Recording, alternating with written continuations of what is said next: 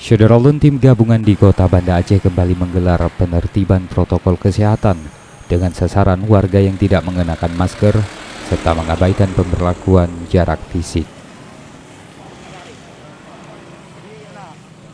Sejauh ini Syederalun, petugas masih saja menemukan warga yang melanggar, seperti halnya dalam kegiatan penertiban yang berlangsung di Lintas Pango, Kecamatan Ulekaring.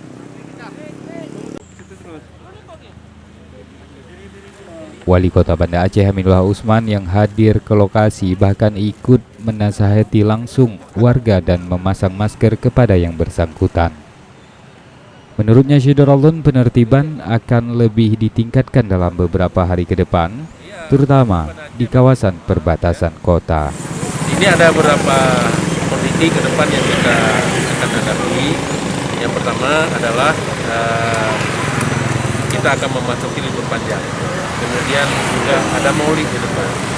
Jadi kita sudah sepakat dengan Forkopimda untuk melakukan razia di perbatasan untuk setiap yang masuk ke Kota Banda Aceh ini wajib menjalankan protokol kesehatan sesuai dengan Perwal 51 tahun 2002. Dari Banda Aceh, Henry, Serambi On TV.